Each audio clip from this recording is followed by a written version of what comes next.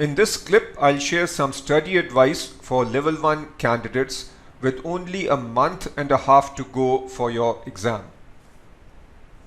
The specific advice depends on your current state. Now, I'm going to present two extremes here. Either you are a type A candidate or a type B candidate. A type A candidate has gone through the whole curriculum and now is beginning to get into review mode. So this candidate is either on schedule or ahead of schedule. Candidate B, however, is lagging behind, is completely stressed out because candidate B has not even started several topics and now is wondering what to do over the next month and a half. Now, the reality is that your situation might be somewhere in between. So you can listen to the advice for type A candidates and type B candidates. You can figure out where you are and then adapt my advice to your particular situation. Now let's assume that you are a type B candidate. The first thing you need to do is recognize where you are. So let's draw a very quick timeline. You are here at time 0. Your exam is at the end of 6 weeks. Let's say this is the end of week 3 and this is the end of week 4. You need to make a schedule such that you are done with a full review 2 to 3 weeks before exam day. So you need to be done with a full review somewhere over here. Let's say that you have approximately 4 topics remaining. So roughly speaking, you will need to do 1 topic per week so that you are done with a full review over here. Now, what exactly do you do during these 3 to 4 weeks? I'd suggest you listen to my video lectures and or read the study notes. With the video lectures, you can listen to them at 1.5 times the speed or 2 times the speed. This will allow you to get through the lectures relatively quickly. If you are really far behind and need to cover more than 4 topics, then you can listen to the summary videos. Obviously, the summary videos are much shorter, but they skip several concepts. They only focus on the most important concepts. Now, when you go through this material, don't get hung up on the details. Recognize the most important facts and formulas and try to learn them. If you get hung up with a particular detail or if a particular concept seems very difficult, just skip it, because if you spend too much time on that concept, then you will miss the schedule and that is unacceptable. Once you've done this review for a particular reading, do the practice questions. With respect to practice questions, you must do the questions in the curriculum, especially the practice problems at the end of every reading and the examples in the curriculum which are in MCQ format. So those are the most important.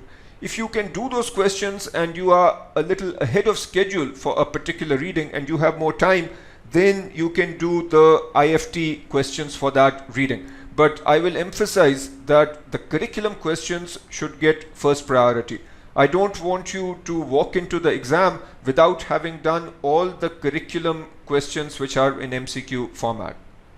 While you are going through topics that you have not studied before, I want you to spend 30 to 60 minutes a day reviewing previous topics, because you will be forgetting those previous topics, and this is an important time where you go back, read the summaries, maybe listen to the summary videos to make sure that the important points from previous topics remain etched in your brain.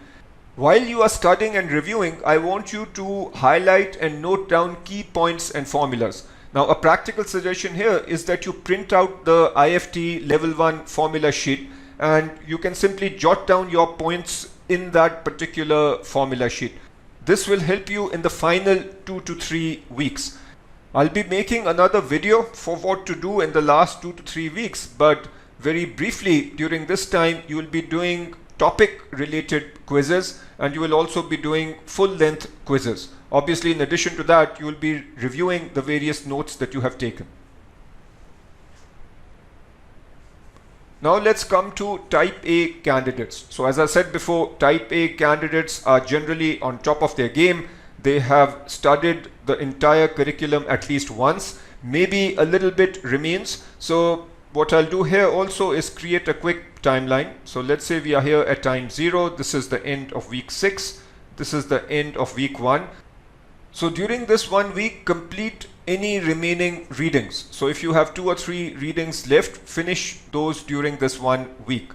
Then over the next 3 weeks, so that's from here to here, during these 3 weeks, I want you to review and practice. So for each reading, go over the summary. You can listen to the summary video lecture, or you can read our summaries at the end of every reading, which are organized by learning outcome.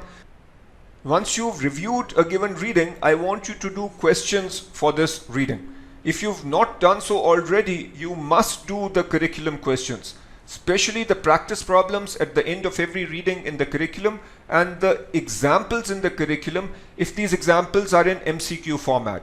If the examples are not in MCQ format, then you can read them and get the main concepts. If you have time, you should also do the IFT Q Bank. So the IFT Q Bank will give you several questions per reading, and these are excellent practice. Once you are done with all the readings in a given topic, then do topic-wise questions. These are available on the CFA Institute website. What you can do is log on and then do the topic-wise assessments. Once you've done the CFA Institute assessments, you can also do the IFT topic quizzes. These will test you on your knowledge of a given topic. While you do this exercise, you will come across major formulas, major facts, and I want you to note those down. During the final 2 weeks, so during this period, you will need to do a lot of full-length exams. You might also do some more topic exams over here if you did not do them earlier, and I'll make another video which will give details on what else to do in the last 2 weeks. My final point here is that even if you feel you are well prepared, you must not slack. I have seen candidates who feel that they are quite well prepared and that they can relax during this time, but that doesn't work out well. No matter how much you've studied up till now, you need to be in top gear during these last few weeks. You need to do as much practice as possible. You need to make sure that you remember all the important points, and that will help ensure that you pass the exam. That is it for now, and best of luck with your studies.